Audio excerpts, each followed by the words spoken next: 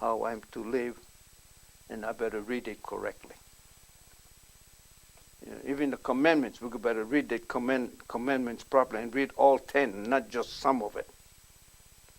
Many people read it only from the fourth commandment, honor your father and your mother. But the first commandment is, I am the Lord your God. You shall have no other God beside me. That's the biggest thing, to honor God. What about my parents? What about your parents? We honor our parents, but we worship God. We do not worship our parents, so don't get that confused. You put God first. Putting God first does not mean you're going to neglect your parents. No, you're going to love your parents as God wants you to love, to honor your parents. He doesn't tell you to forget them or throw them away or toss them aside. No, you love them even more. That's what God wants you to do. Jesus did that on the cross. He took care of his parents. Even when he was dying, he took care of them. That's what we're to do, take care of our parents. We honor, that's what it means to honor our parents, to look after them, do what we can. And the parents to honor the children, to respect and honor the children also. So, to look things in its proper perspective is what our life is about, to look at another person with the same sense of respect and understanding. That we all have problems. So let's not just dwell on the difference, but let's listen carefully what the person is, where he's standing. Is he standing on solid ground, or is he standing on shaky ground? Is he standing in mud, or is he standing in wherever?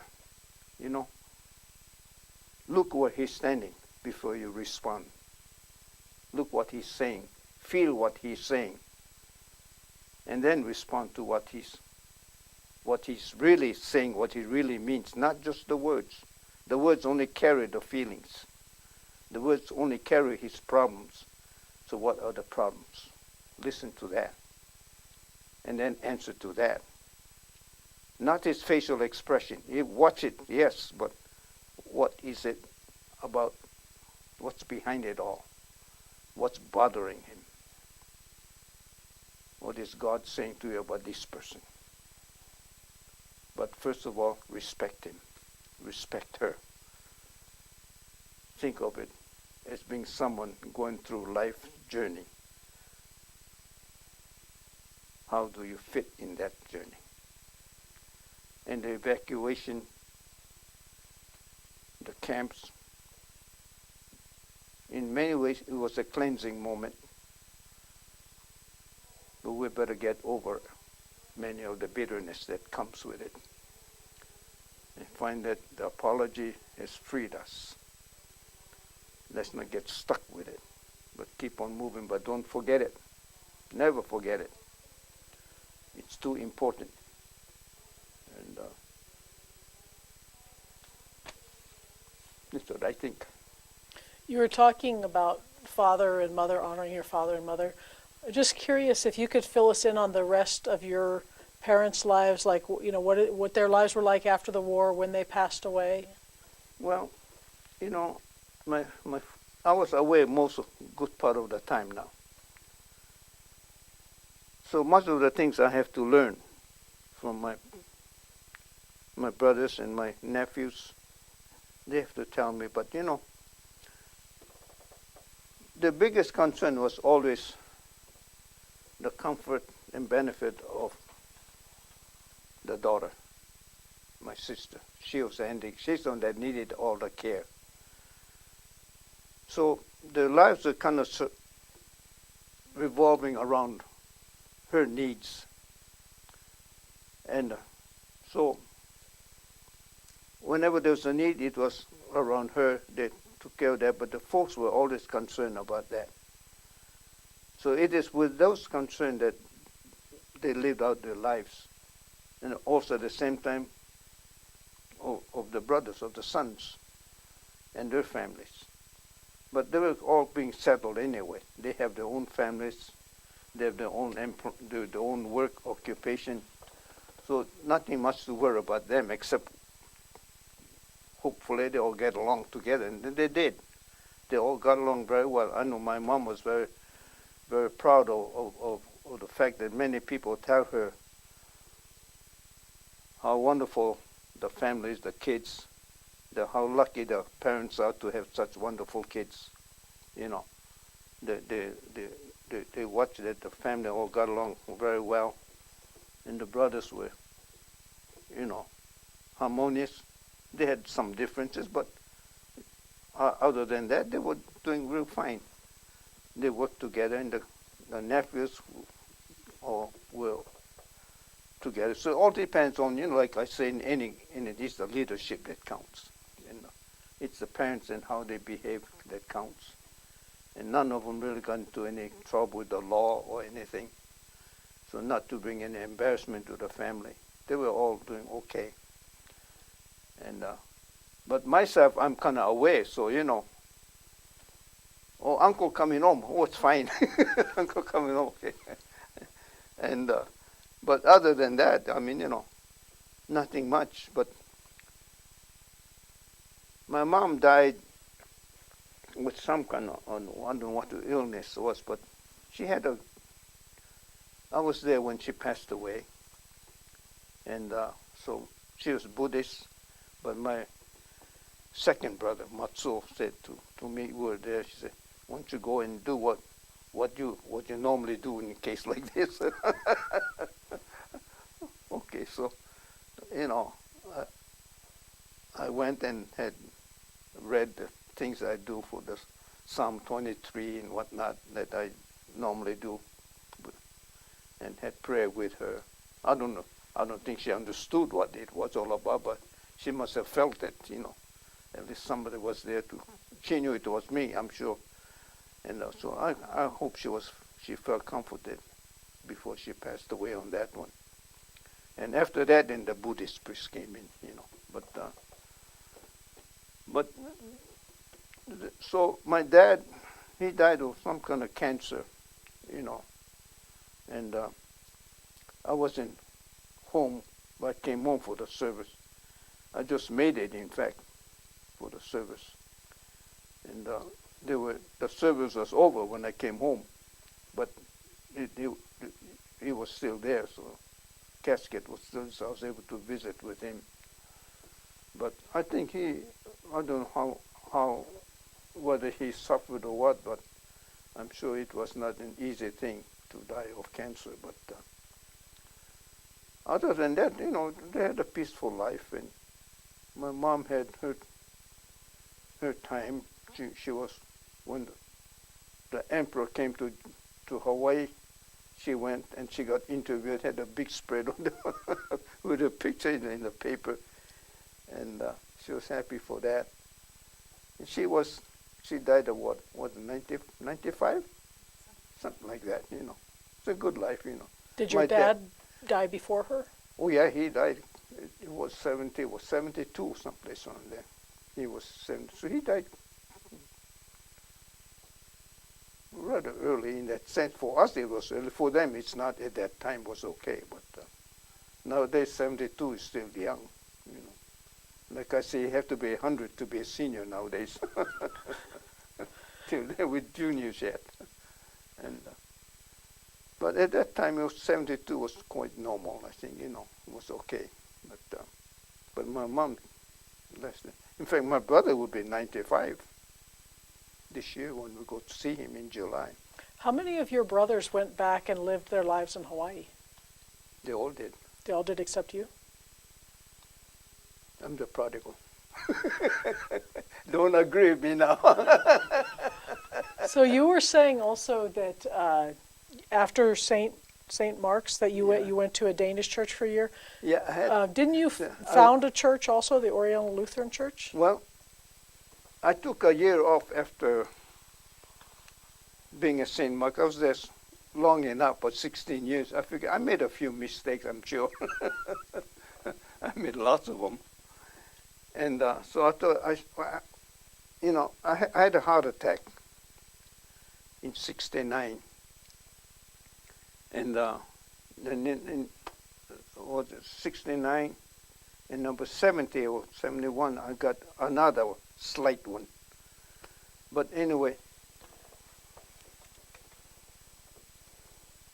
so we were in a building program. So I waited till the building was completed. Then I resigned. And after that, I had an opportunity to take what they call clinical pastoral education, CPE. When I was in the seminary out east at Andover, Newton, they were just starting this program. And since then, but I was never in that program. Not many people were. They were just getting started. So, but today, every every accredited seminary, as far as I know, is required for every seminarian in the first semester, I believe it is, they have to have this program. This is clinical pastoral education. This is to put the pastor or the seminarian in a stressful situation, like in hospital, in an emergency situation, or with cancer patients, or difficult situation, or in a boys' reformatory, or in a prison, any place where you have lots of anger, stress, to learn more about yourself, your fears, and how you're going to overcome that fear. You cannot minister if you don't overcome whatever fears are in you. You have to overcome that. So I took a year of that in the local hospital. This was the California Lutheran Hospital for the first semester, and the second semester was the Santa Monica. Both of them were Lutheran hospitals at that time. So I took that for 1 year too. Specifically, one, to get some rest, but to learn of my mistakes. Secondly, to learn some new method for preaching and doing things. So those were my goals for it. So I had specific reasons for going into it. So I took a year off. They were good years. Then on Sundays, I had asked the Senate office if there's openings for Sunday preaching, if I can be plugged into them. So for many Sundays, I was able to go and preach different churches to try out, whatever I wanted to try out. Then when it's near summer, then office called me up. This wonderful guy, Howard Logan. He was assistant to the president at that time. A very nice man, good man. He asked me, how would you like to preach in one place for the summer? Oh, okay. And this is the Danish church. I've never been in a Danish church before. First time so I said, okay. And so I got to preach in a Danish church on Sundays. I had a wonderful time. The people were very gentle, very nice. And I knew one person because we served on a social service agency for a while. And so I knew him, Alex Peterson. And then I got to know some of the others. It was a wonderful experience. They were looking for a new pastor. They always had a pastor from Denmark. Then the pastor will be there for about 2 years. Contract will be over. Then they have to go through the process all over again. So they asked, while they're looking for a new pastor, would I be their pastor full time? So I said, okay. fine. So I served with them for 1 year. I moved into the parsonage, which was next to the church. And from there, then, I got to serve them, and I learned a lot from them. Since they have changes so often, the lay folks were in charge of the church. They did most of the work. So I learned how they do that. So, well, that's a good idea. That's what our church is supposed to be. Not the pastor running the church, but the lay folks should be running the church. The lay folks, it's their church. The pastor's going to move. But the lay folks are going to be there. And they don't just have to go out and bring in the people. The pastor is supposed to be teaching them and training them to do all that and to learn about the Bible, to learn about the faith. This is his main role. His role is not to go hanging pictures on the wall or to go sweeping the floor. But that could be part of it too. It doesn't hurt for him to do some of that. It might be good for him.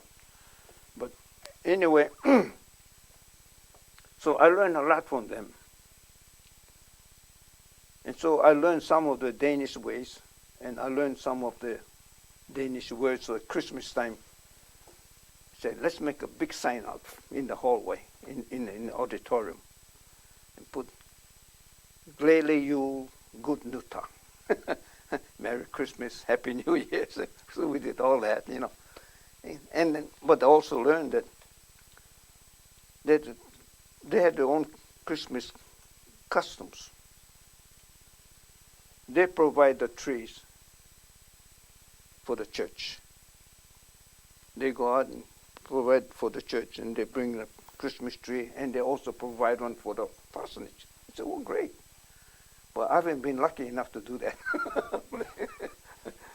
Because I haven't asked them. If I asked them, they might do it, but I didn't want to ask people to do that. But they did. They run the council, and they're the bazaar. They run the bazaar. The pastor doesn't have to do all those things. So I was there for 1 year. Then I figured, I'm going to start. I had a meeting.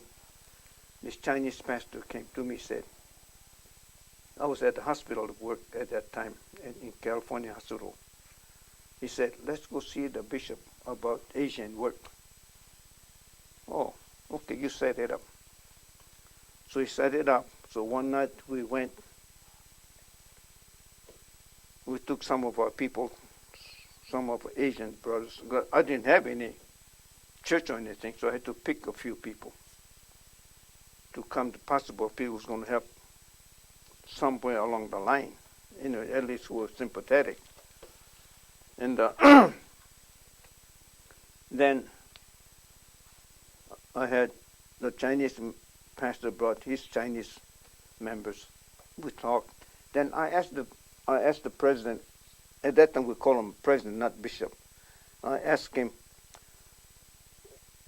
is there a room for this kind of work, Asian work, in our church? He said, sure, there is. Without batting an eye, he said, there is. Okay, fine. I just let it go at that. After the meeting, as we're going downstairs, this was on the second floor. So we're going to as we're going down the stairs, one of my friends that came along, his name is Yosh Okama, tremendous man. He had a business. He said to me, Pastor, if you get into this work, I'll support you all the way. Oh, gosh, I was still, I wasn't even at the church yet. I wasn't at any church. I was still in this training program. So I kept that in mind. And I said to myself, gee whiz, I got one endorsement one night. I didn't even ask for it.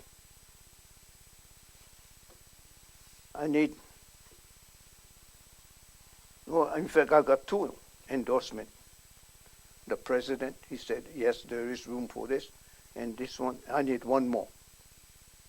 one more endorsement, 3 endorsements before I get into this kind of thing.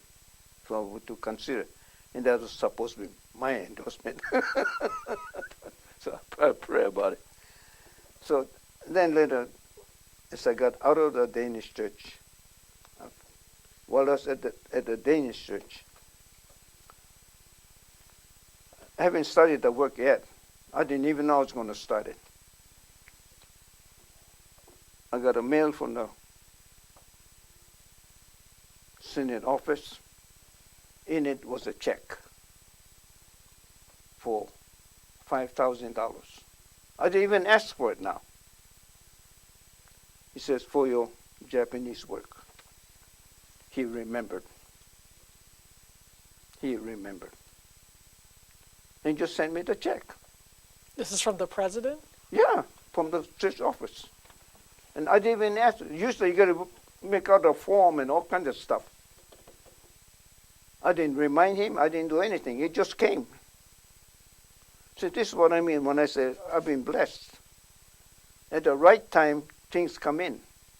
And this must have been the right time. This kind of decided what I'm going to do, where I'm going to go. So not long after that, soon I call up my friend Yosh, say I'm going to let's start a Bible class. So we meet says, okay, meet in my office after work. So I went to his office. He got a few people together. We sat down at the table. They bring the beer. Bible study. Oh, we had a great time. So when I left the church, we started the work. And eventually we moved the Bible study into our apartment. We had a small apartment we were able to get. I feel sorry for my wife, what she has to go through with me, really. I salute her, really. I won't tell her these things, but but I really admire her for all the things she got to put up with. But so with the $5,000 I set aside for my salary. And I found work with my friend Yosh. He had a 5-second nail kind of, a nail. He sold nails and wigs. Oh, like a manicure kind of manicure fingernails? Kind of okay. And then, there's a glue called 5-second nail glue. That's his glue. He was a distributor for that. And so that was a big thing for him. But he had wigs and all that, so, assembly line. So I worked for him. He gave me a job to work because I didn't have any income from any place except the $5,000 to gotta last me before. I don't know how long it's gonna last me. I set aside $1,000 a month, I guess, for my salary. So together with that and what I got from working with him, that kept us going. And that wasn't much, So she got put up with all that with 2 kids and me, And but we got along. We did it. And so from there on, then we started looking for a building, church building. We didn't have no members or anything. And then we said first we got to get started. We'll get the church started. We were looking for a place. We couldn't find a place. We looked around. Then one day we saw 2 doors from his warehouse. This was a long building with different places for business. One opening. Say, hey, Yosh, look at that. There's opening over there. Oh, yeah, we'll take a look. So inquire. Next day, he said, okay, we can move in there. So it was an air-conditioned place where they made thermometers. And so when they're making thermometers, it has to be dust-free. So it's clean, neat. And so he said, well, you can use this place, and there's a little space there, pretty big enough for him for his storage, for his extra things in. That's why he wanted a new place. So that's where we got started. We built our own desk and whatnot. He did it all. And that's where we started. Is that what is today known as the Oriental Lutheran From Church? there, well, we call it Lutheran Oriental Center. Okay. No, circle, because we weren't organized yet. We're not organized as a church. So we started on second Sunday in Advent. You've been Catholic, you know what I'm talking about. We started on the second Sunday in Advent, so that was to be our beginning. And we started our service over there. And the next Easter, I had my first membership. Yosh and some others. And his little boy, unexpectedly, said he wanted to be baptized too. He just came up, so we baptized him and Yosh. And I don't know who else came in, but that was, they were my first, and then my family. We were the first members. And after a while, we had to move out because he needed more space. We kept looking for another place. And then the real estate guy called. He said, Pastor, Reverend, there's a church opening over there for sale. I've seen it before, but it never occurred to me. We didn't have any money. And he said, well, I said, okay, I'll check it. I'll ask the guys to check it out the next Sunday. And because I was going back on Sundays to the Danish church. The pastor hasn't come yet. So on Sundays after our church, I dashed out to Los Angeles. This is in Gardena. And it takes about 20 minutes to get there, you know. So after service, I cannot wait for any party or any gathering, so I just went directly to the church. They changed the service from 11 to 11:30, so I can be there on time. And so while I was there, then they checked out the building. And the following Sunday, I asked them, well, how'd it go? They said, our kids loved it. They ran up and down the stairs, up the steps to get to the worship altar section. Said, we're going to buy it. When they said, we're going to buy it, he didn't say, let's buy it. He said, we're going to buy it. I said, I know, it's done. It's a done deal. Once they say we're going to buy it, it's a done deal. And is that still the church that you have? That's the church we moved into. It was a Filipino church. They built it themselves. And so we moved in on Palm Sunday, I believe it was. I waited till Palm Sunday. I wanted to have a day we're going to remember when we move in. And so we moved in there, and then we started church. We cleaned it out. They had this kind of fixed seats. And they had a space right on the side, a little bit like this, for fellowship time. That's all they had. And then the church office, bathroom in the front, men one side, women on the other side. That's the whole church. Not much larger than this place, you know. And about 1,100 square feet. And so we took all this out and put in just movables, you know, regular chairs. That side had this kind, we pulled it all out, made it into a fellowship place, brought in refrigerator and all that. And then later on, it was all tile. But sooner or later, then we put carpets and whatnot. And so that's how they made few improvements here and there. It's changed quite a bit now since that time. Have you retired, or are you still the pastor? I'm still there. You're still there? They can't get rid of me. You can't get rid of you?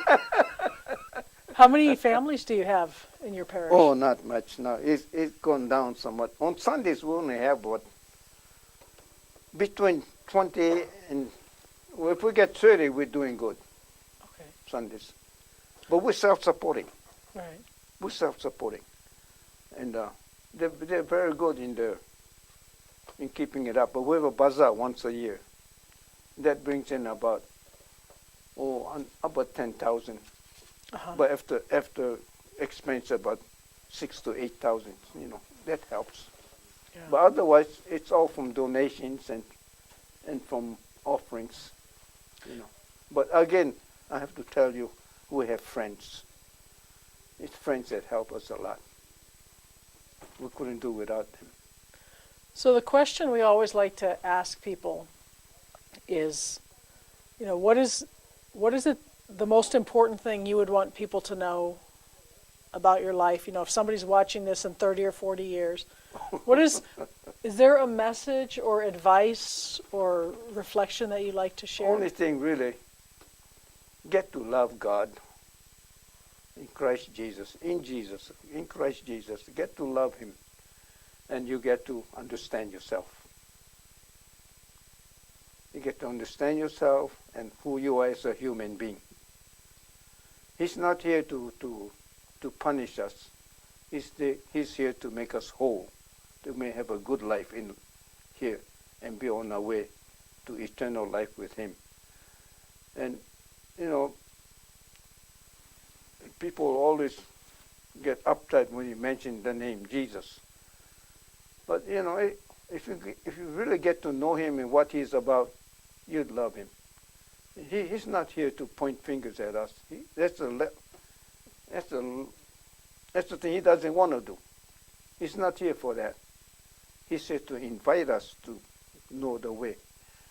And so here again, you got to watch what the church is teaching you also. They're humans, and it's an organization, so they have to try to set some kind of boundaries and orders. And that's normal. You got to accept that too. But you have to know which ones you really, is beneficial. Some things are not beneficial because it is run by human beings, and you better know that. And they're not perfect, so you got to watch for that. But the church is the one place that's going to teach you about the Lord. 24 hours a day, that's their job. And it's for you to know that that's what they're doing. If they're not, you better let them know. Don't throw rocks at them. It doesn't do you any good. But let them know. And they listen. And we don't all have to be like Martin Luther.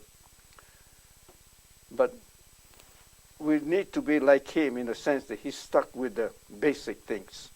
That's what we have to know about him. He's stuck with the basics, and he loved the Lord, and he found a way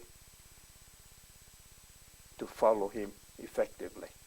That's the beauty of it. So, and everything has to revolve around what the Lord is saying and to bring us along with him. Don't be afraid. Don't be shy.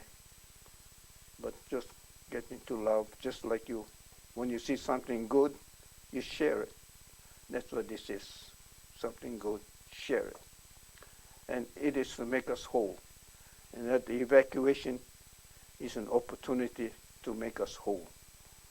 This was the defining moment. And the apology, the 20,000, is a reflection of that freedom that he has given us. And it's all the work of the Lord through the government. And as imperfect as the government is, it's still a good government. So when you were talking about listening to the Lord, have there been any times, like at the pilgrimage or at Manzanar, when you feel like you've had an especially profound religious experience or faith experience? No, but it's a gradual thing where the feeling of how important and how deeply enriching it is to be with the people and to share with the people into this experience. It's a very important experience that people must have, should have. And it really pains me to know that many of our younger pastors just doesn't get that feeling. And many people, I can understand their part, who were internees, they feel the pain yet. And so they cannot face it. Well, I understand that.